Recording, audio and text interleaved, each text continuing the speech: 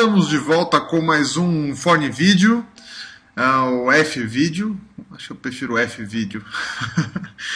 E essa semana vou falar, essa semana é ótimo, né? Como se eu fosse obediente e mandasse um vídeo toda semana. Então, este vídeo eu vou falar um pouco sobre esse desenho que está rolando de fundo, que é um dos meus estudos sobre as druidas, um dos últimos desenhos que eu coloquei lá na minha página, no Facebook. Vou falar então um pouco da produção, quero responder algumas perguntas que a galera tem feito pelo Facebook ou pelo YouTube. Como vocês podem ver, está absurdamente acelerado, tá? A pintura. O motivo disso é que eu levei por volta de 3 horas e meia para fazer essa pintura, então eu não tenho nem fôlego para ficar falando por 3 horas com vocês, mas eu queria que vocês conseguissem ter uma ideia geral das dificuldades que eu passei para gerar essa imagem. Vocês vão ver que eu mudo bastante, que eu retrabalho bastante coisa, mas eu vou conseguir mostrar bastante coisa que eu aprendi com isso também, principalmente o que eu estou fazendo aí agora, que é esse lance de ir do maior para o menor, sabe? Sempre tentando trabalhar do macro para o micro. Então, os temas que eu vou tratar nesse vídeo é exatamente esse, o macro para o micro, como você trabalha indo com pinceladas maiores, indo para pinceladas menores. Foi uma das coisas que eu mais aprendi aí nessa empreitada da druida. Direção de luz, né? O quão importante isso é, aliás, o tamanho da importância disso, coisa que tem uma galera que acaba não dando tanta importância, principalmente quando você está começando, e isso é essencial para você trazer volume e também realismo, né? Assim, no sentido de você acreditar no desenho que você está vendo, não necessariamente no desenho parecer real. Pinceladas com textura contra pinceladas soft, que pode ser meio complicado falar só assim, mas é quando você tem um desenho com cara de pintura mesmo, que você vê ali realmente as pinceladas do brush, né? Muita gente tem me perguntado que os desenhos dele não ficam assim, que o desenho fica mais esfumaçadinho, mais redondinho, e eles queriam ter um pouco mais de cara de pintura. Então quero falar um pouco sobre isso e vou repetir um pouco, eu acho que eu já falei no vídeo 4, se eu não me engano, um pouco sobre desenho de observação. Quero falar um pouco mais sobre isso, né, o quanto que isso é importante.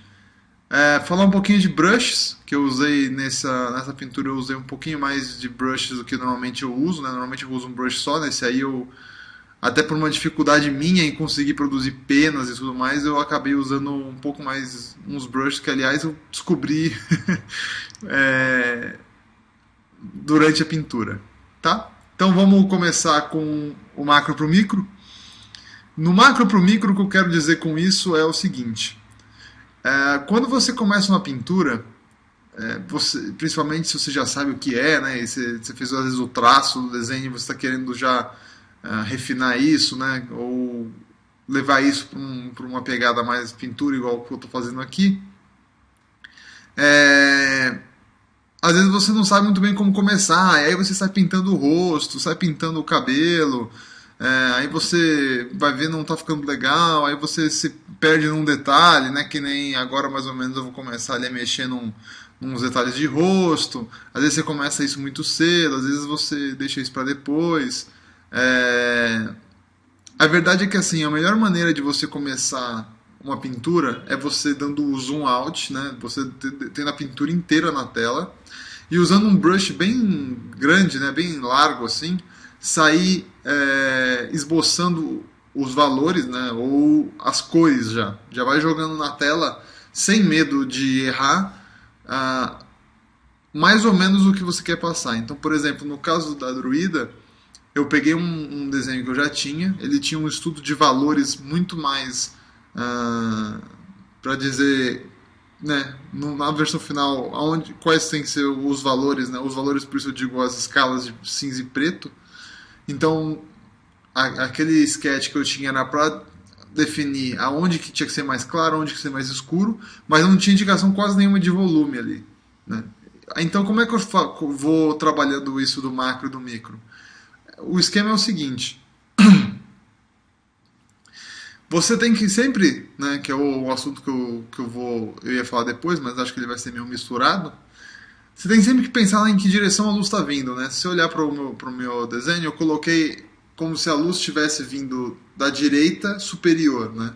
É, a direita olhando para a tela, né? Seria a esquerda da druida. Então, a luz está como se estivesse vindo da direita dela e meio no alto, assim. Então, ele está projetando sombras. Se você olhar o pescoço dela, uma sombra que vai se seguindo essa direção da luz, né? Eu me perdi até um pouco durante a pintura, né, nesse esquema da luz.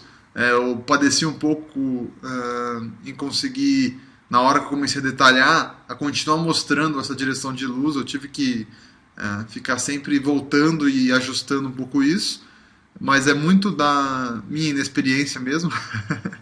Então, né, não se preocupem se vocês também estão sofrendo um pouco com as sombras corretas e sentir os volumes corretos das coisas. O importante é vocês definirem uma luz e vocês serem fiéis a ela a ilustração inteira. Então, definam de onde está vindo a luz, quais são as luzes que influenciam. Né? Existem praticamente inúmeras, infinitas opções de luz que sua cena pode ter, mas normalmente se trabalham com três, que seria, né, a luz principal ou a key light, né, que é a luz realmente principal. Nesse caso é essa que está vindo da direita.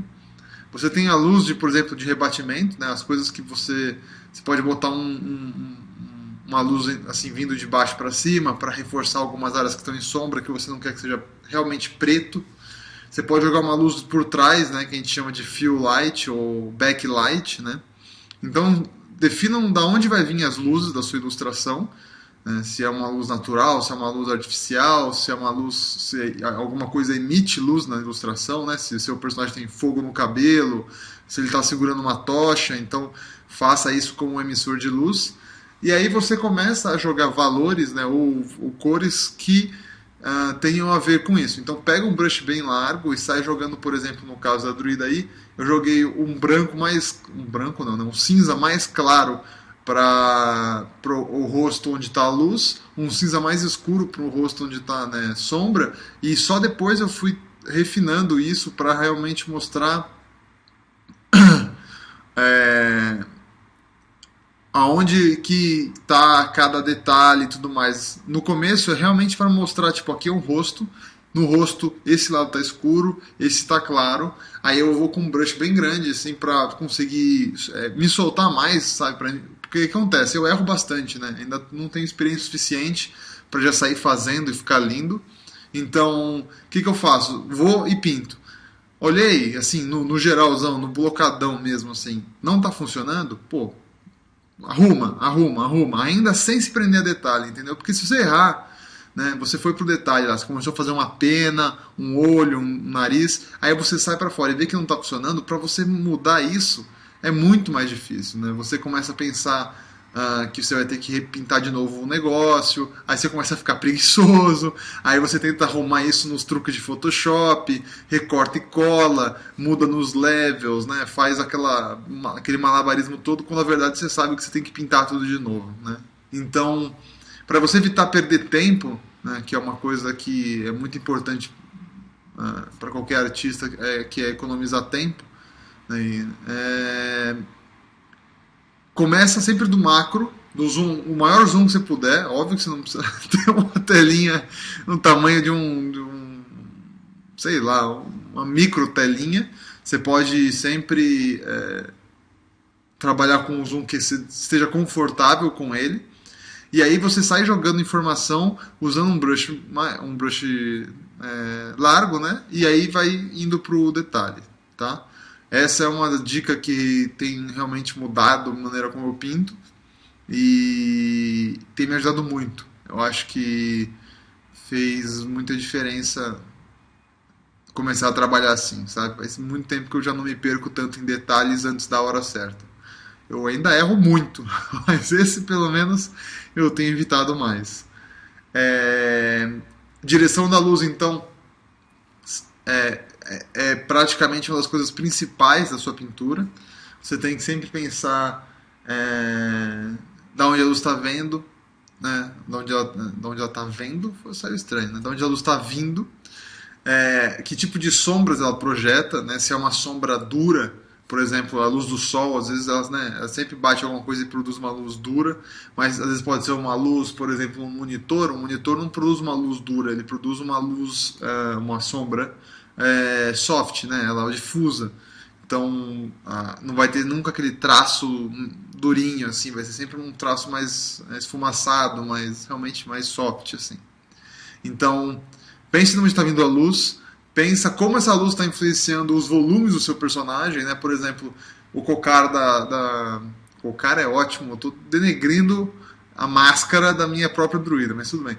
Você pega a máscara dela ali, por exemplo, eu quero que ele mostre que ela está, né, se adaptando ao rosto da personagem. Então ela vai envolvendo o rosto. Então, como que você pode pensar num cilindro, por exemplo, né? Como um cilindro é, funciona sob influência de luz, né? Onde que é a parte mais clara, onde é a parte mais escura?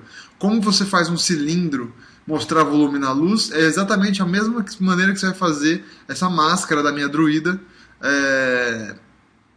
mostrar volume, entendeu?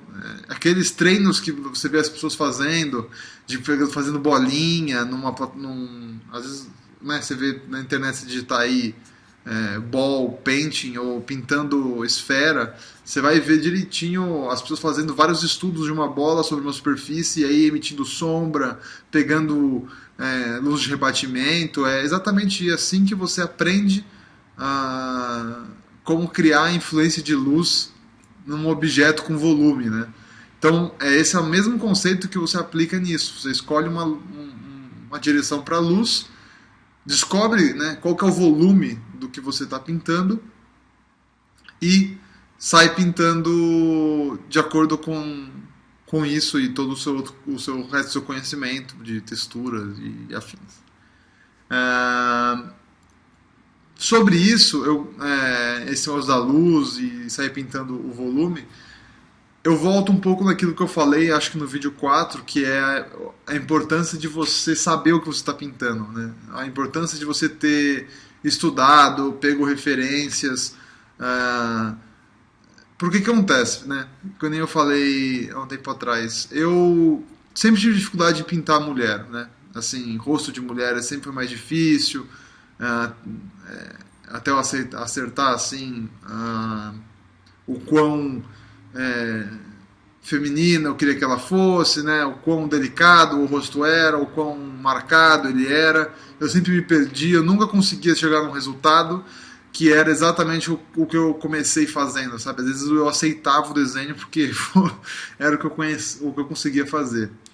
Aí eu comecei a estudar, né?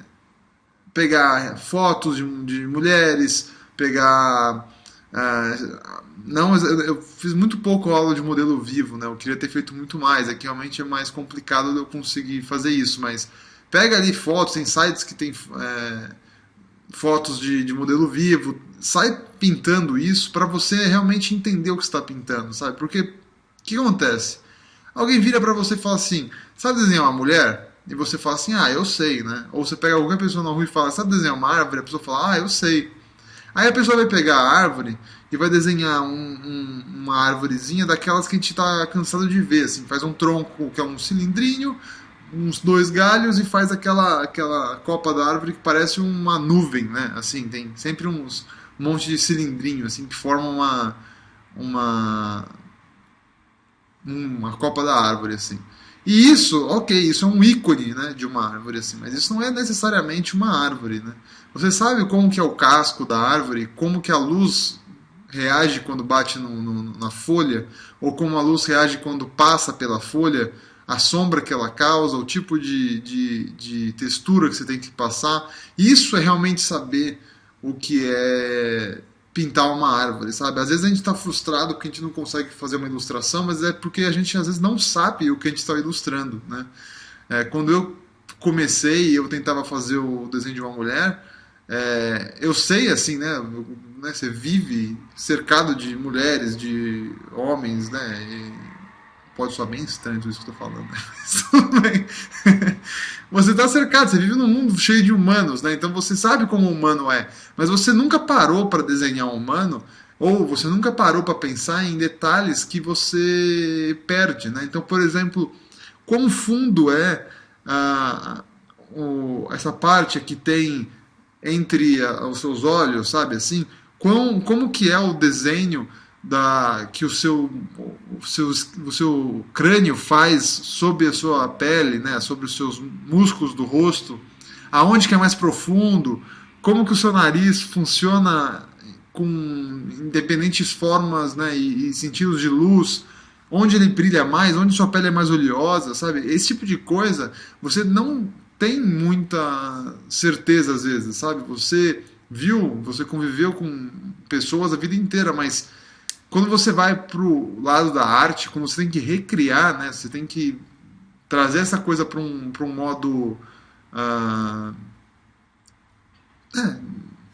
ilustrar uma coisa que você quer que pareça real ou que você quer transmitir que isso é uma pessoa, você tem que realmente saber de tudo isso. E você só aprende essas coisas praticando, sabe? Ou você não adianta você ficar só olhando, olhando, olhando e na hora você tentar fazer. Porque eu acho que tem um misto aí do que você vê e do que você pinta. Assim, existe acho que dois tipos de memória, sabe? Existe aquela memória consciente e existe uma outra que é uma coisa inconsciente, que conforme você vai fazendo, você vai assimilando, assim, você vai soltando essa informação, né? Então, se você quer realmente aprender a desenhar, por exemplo, personagens, começa tentando desenhar pessoas, entendeu? Para saber como é que você faz um cabelo, né? Como é que você faz uma mão, um olho, né? Como é que funciona a íris, né? Como é que funciona o reflexo nos olhos? Isso tudo você vai conseguir aprender não só pelas referências, mas estudar mesmo e tentar entender o porquê que funciona assim, né? Muita gente não sabe da anatomia do olho e o porquê que a gente tem os reflexos e os brilhos nos olhos. Isso é uma coisa que eu posso falar mais pra frente, mas é, existe toda uma ciência por trás da pintura que é necessário você aprender para você conseguir dizer que se alguém perguntar para você e falar, você sabe fazer uma mulher, sabe desenhar uma mulher, você fala assim, sim, eu sei, né? Porque você já treinou bastante, você já entende bastante coisa e você realmente sabe o que você está desenhando ali, né? Você não vai desenhar um ícone de uma mulher, né? Você não vai fazer ali dois olhinhos, um nariz, uma boquinha, que você não sabe muito bem como cada um desses é, vai jogar um cabelo X, e aí no final vira um ícone. As pessoas sabem que é uma mulher, mas eles não acreditam que ela é algo vivo, né? Algo que tem personalidade, que tem características únicas, né? Então, eu não sabia disso, tá? Quando eu ficava desenhando a partir de foto, eu sempre achava às vezes que eu estava fazendo um trabalho meio inútil, porque eu achava que eu não estava realmente aprendendo, porque eu estava copiando. Mas isso é um pouco de besteira, né? Como eu já falei antes, quando você está pintando, você tem que pintar de um jeito ativo, assim, você tem que estar tentando entender o que você está pintando. Então, se você está pintando um nariz, fica se perguntando por que o nariz é assim? Por que, que ele tem essa sombra? Isso é por causa da luz ou por causa da musculatura? Se é por causa da musculatura, como isso funcionaria em outra luz? Sabe? Você tem que praticar não só para conseguir fazer o desenho parecido com o que você está observando, mas também para você entender o porquê você está fazendo aquilo. Para se você precisa fazer uma próxima vez, você lembrar, sabe? Cara, uma vez eu lembro que eu desenhei o nariz e funcionava assim, assim, assado. Então aqui tem que ser sombra, aqui tem que ser luz e aqui tem um brilhinho do highlight, né? Então, assim, não adianta, você tem que saber do que você está ilustrando, né? É muito comum a gente tentar desenhar alguma coisa que a gente realmente não conhece. né? E aí a gente, o que que faz? Tem vários erros, mas um dos principais é a gente não pega a referência, né? Você não vai lá e monta um painelzinho ou abre 3 telinhas do Google ali com as referências. Você está tentando fazer da sua cabeça. Aí você começa a não conseguir fazer por N motivos, mas um dos principais é porque você nem sabe o que você está tentando fazer. E aí você começa a culpar a sua habilidade de pintar. Quando na verdade você está tentando pintar uma coisa que você não conhece, sabe? Tipo, então o erro está muito mais atrás, assim. Então é importantíssimo vocês treinarem muito, sabe? Porque assim, quando vocês vão olhar aqui o meu vídeo e vocês vão virar e falar assim, ah, tá, mas você tem uma noção disso. É, por exemplo, agora eu tô fazendo um corvo, tá vendo? Eu não tenho uma ideia de como é que é um corvo, assim, sabe? Eu tenho mais ou menos. Eu sei que o corvo é um bicho preto, eu sei que ele tem uma pele a pelugem brilhante, ele é um pássaro meio alto, sabe? Alto é ótimo, mas ele é meio grande, assim. Mas, por exemplo, eu não tinha noção exatamente de onde que as penas são mais finas, aonde que elas são maiores, como que o bico se conecta certo ao corpo do corvo, né? Como que o olho dele, quão perto ou longe do bico o olho tá. Então, agora, por exemplo, se eu mandar desenhar um corvo de novo, eu já vou lembrar muito mais coisa do que eu lembrava quando eu desenhei agora, dessa primeira vez, sabe? Então você vai começando a construir uma, uma caixa de referências dentro da sua cabeça, assim, né? Então você começa a poder cada vez mais confiar no seu instinto do que confiar em fotos, né? Não que você não precisa disso, né? Não é que eu tô querendo dizer que você é melhor quando você não precisa de fotos para pintar. Não, eu acho isso errado. Mas, por exemplo, quando você for criar uma criatura feita de penas pretas, você não vai ter uma foto dela, mas como você sabe como um corvo funciona, você vai conseguir fazer essa criatura de penas pretas, sabe? Então, é esse tipo de conhecimento que você vai agregando e vai te transformar num melhor ilustrador. Não exatamente pela maneira como você domina a tablet, né, ou o pincel, mas porque você sabe como essas coisas funcionam sobre a luz, como elas emitem sombra e tudo mais. Então você vai conseguir recriar isso, né? A arte é só uma ferramenta. Se você sabe o que você quer transmitir, ela vai funcionar muito bem. Se você não sabe o que você está querendo transmitir, não importa quão talentoso você não vai conseguir fazer o desenho que você está querendo, tá? Então, praticar é importantíssimo. Eu não tinha tanta noção disso quando eu comecei. É óbvio que você escuta todo mundo falando, vai, pratica, pratica, pratica, mas realmente eu vejo cada vez mais que você tem que desenhar todo dia, desenhar, sabe, quantas vezes você puder, que isso vai acelerar o seu processo de aprendizado e isso vai fazer você ser um artista muito melhor, né? Então, é isso que eu queria dizer sobre você fazer desenho de observação, né? O aprendizado que você ganha disso tudo. Quero falar um pouquinho agora do lance das pinceladas com textura contra pinceladas sem, né? Muita gente me pergunta e fala, eu queria que meu desenho tivesse um pouco mais dessas pinceladas que você tem, meio soltas, eu gosto desse estilão, não sei o quê. É, Sinceramente, assim, eu gosto do estilão das pinceladas soltas, mas ele não foi nada que eu fui buscar, assim, sabe? Não foi estilo que eu vi muitas pessoas tendo, eu vou atrás desse estilo e vou tentar. Ele meio que aconteceu, não vou dizer assim, sem querer, mas ele foi uma parte do processo, assim, sabe?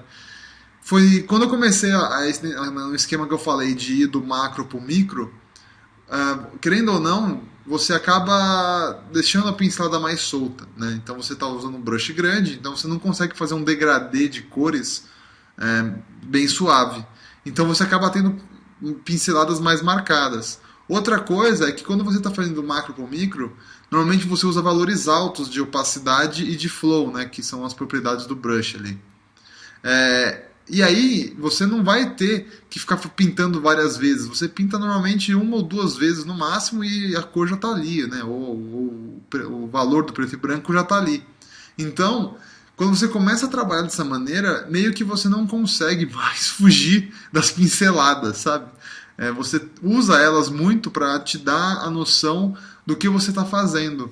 Então, a verdade é, não se preocupa tanto no look da sua ilustração se você ainda está num estágio de aprender a pintar, assim, sabe? Não tenta forçar você a ficar tendo textura no brush, ou usar brushes com formatos diferentes, essas coisas todas. Não, foca naquilo que eu falei um pouco antes. Foca em dar o volume certo, em dar a sombra certa, em você conseguir transmitir um desenho do jeito que você tem na cabeça, né? Você conseguir botar no papel, na tela, o que você está pensando. E aí faz isso com as ferramentas que você tem, sabe? Se você tá acostumado a usar um brushzinho que é um pouco mais soft, usa ele, sabe? Não se preocupa ficar tentando deixar a coisa com um estilão, sabe? Você ainda precisa focar na parte de realmente pintar a coisa, para depois, na hora que você já sabe o que você quer, né, o que você está fazendo, aí sim você começar a pensar em jogar uma texturinha, em dar uma refinadinha na pincelada e tudo mais. O importante agora é você simplesmente aprender a, a transmitir uma ideia. Mas, vamos supor que você já estudou bastante e você está numa fase em que você realmente está querendo deixar suas coisas com um pouco mais de pincelada. O que eu recomendo? Usa sempre essa tática do macro para o micro. Isso já é um belo começo, porque quando você faz as suas pinceladas soltas no começo, mesmo que depois você vá passando outras pinceladas por cima, um pouco daquelas pinceladas vai sempre meio que deixando sua marca, sabe? É como se fosse várias camadas de tinta que você vai deixando, assim. Então você fez uma primeira camada com um pincel bem largo, e aí você vai diminuindo o pincel e vai jogando um por cima do outro, ele vai misturando, e aí no final você vai ter essa impressão de ter vários tipos de pinturas, de layers de tinta um em cima do outro, sabe? É... Para isso você tem que usar um pouco mais de força na opacidade. Assim, se você usar um brush, não, um pincelzinho do Photoshop com opacidade bem baixa, você não vai ter tanto esse efeito. Porque o que acontece? Toda vez que você for pintar, as coisas vão começar a misturar um pouco melhor. Porque você está com tão pouca opacidade que as cores vão se multiplicando, né? Se você trabalha com a opacidade um pouco mais escura, ou seja, valores mais altos, então você está trabalhando com valores acima de 80%, acima de 70%, toda vez que você der uma pincelada, ela vai realmente tacar uma quantidade grande de tinta, né, de cor ali. E aí você não vai conseguir fazer um blend, né, que é assim, misturar uma coisa com a outra tão facilmente. Você vai precisar aí sim pegar e começar a dar mais pinceladas menores, né, para conseguir gerar essa transição. Mas é nessa tentativa que você vai começar a ganhar pinturas com traço solto, né? Isso, para mim, veio muito mais por uma necessidade de pintar a coisa mais rápido, né? Do que para realmente eu tentar chegar num estilão, assim, sabe? Foi um jeito que eu defini para eu conseguir jogar os valores rapidamente, para eu conseguir jogar as informações que eu queria rapidamente, e aí sim eu poder sair trabalhando, né? Então, acho que esse é um jeito mais, como é que eu vou dizer, cômodo, não. É o melhor jeito de você aprender esse lance da pincelada, sabe? É você aprender com a necessidade, com você chegar num ponto em que isso se torna uma maneira de você transmitir a sua ideia, assim. Então, o que eu tenho a dizer sobre isso é, se você ainda não está mandando bem na pintura, ainda tem bastante coisa que você não aprendeu ainda, ó, desencana desse lance da pincelada, vai para as coisas que realmente importa, que é você saber dar volume direito nas coisas, você saber mostrar como a luz influencia nas coisas, saber fazer bastante desenho de observação, para você aprender do que as coisas são feitas, como que as coisas realmente são, os detalhes de cada coisa. Aí, depois que você já passou por todo esse processo de fazer bastante desenho, não sei o que, praticamente um pouco dessas coisas que eu falei que geram essas pinceladas mais soltas, você já vai ter. Né? Você já vai ter um pouco dessa noção do macro para o micro, da luz, E aí você já vai estar engatilhado para chegar num processo em que você vai começar a usar brushes com textura, definir um estilo maior de pintura e tudo mais. Então, não se preocupa muito com isso agora. Se é uma coisa que você realmente quer tentar, pode tentar dessa maneira que eu falei, de trabalhando com opacidades altas e do macro para o micro. Mas isso não é o essencial, sabe? Não é isso que vai mudar, ah, sei lá, a sua vida e nada desse tipo. Então, foca em realmente correr atrás desse lance da luz, do volume, que é o que realmente importa. Isso também se aplica aos brushes com textura. Né? Eu acho que muita gente começa a querer dizer que a coisa do artista está bom por conta do brush que ele usa, e isso é ridículo. Né? Não, tem tanto artista aí que faz coisa incrível usando prego, areia. Tem muitos artistas assim que trabalham em estúdios gigantes ou que fazem trabalhos incríveis que o cara simplesmente usa o mesmo brush do Photoshop, que é aquele round brush, né, que é o brush redondinho. O brush realmente não influencia em nada do seu trabalho, assim, não é que não influencia em nada. Óbvio que se você souber usar outros brushes, isso pode te ajudar.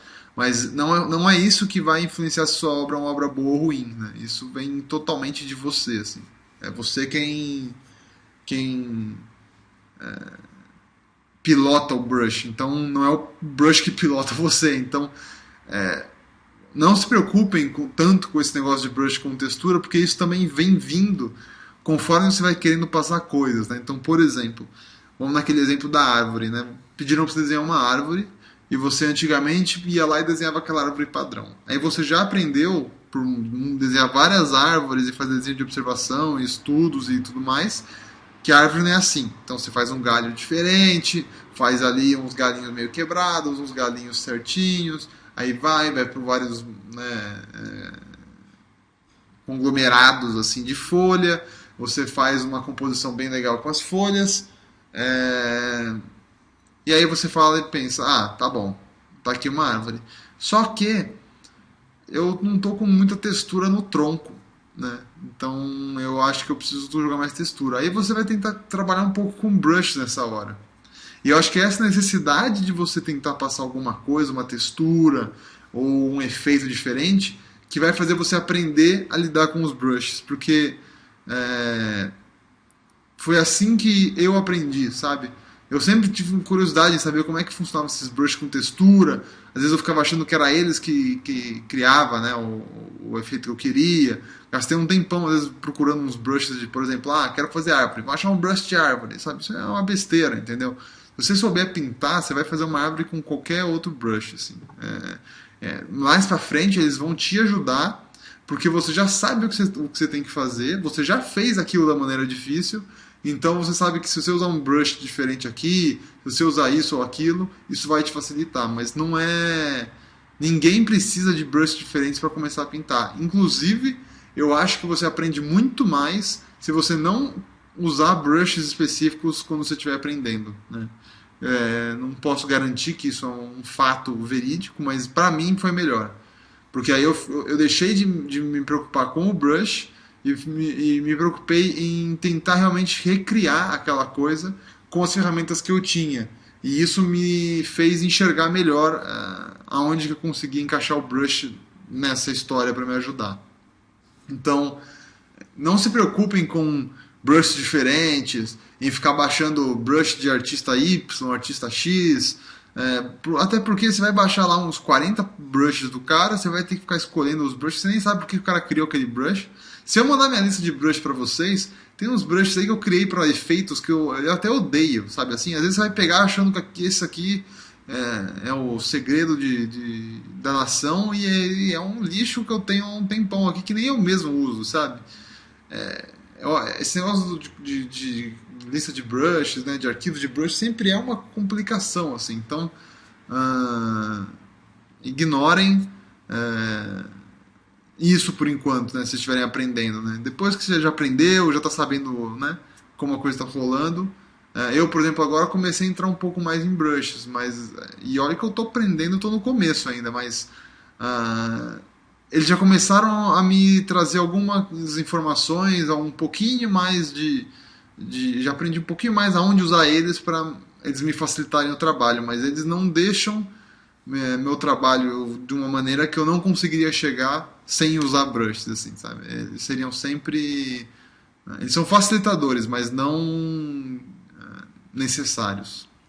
Tá bom? Falei bastante. Ah, eu tô numa semana super corrida, então desculpa por não estar fazendo aí muitos trabalhos e vídeos, mas sempre vou tentar melhorar isso. Qualquer dúvida e comentário, por favor, coloquem aí, né, nos comentários do YouTube ou lá no Facebook. Me digam também se o áudio dessa vez está muito melhor, né? O que vocês acham do áudio?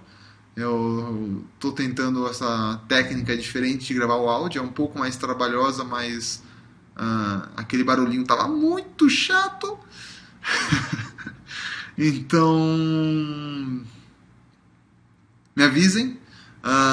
Se teve alguma coisa do vídeo que ficou rolando aí, né? Porque tá tudo muito rápido, mas se teve alguma coisa do vídeo da druida que passou, aconteceu, chamou sua atenção, mas eu não falei, né? Não expliquei muito bem o que era. Me pergunta, não tem problema, eu posso explicar. Precisa ver se eu mesmo vou saber, porque foi um. Realmente eu tive dificuldade em fazer esse desenho, sabe? Porque, querendo ou não, eu nunca tinha feito muitos desenhos, né, nessa pegada, né? Mais realista, um pouco mais definido. Então, foi um trabalho árduo que levou boa parte do meu sábado. Então, ah, valeu, até a próxima e. Bom, a gente se vê por aí.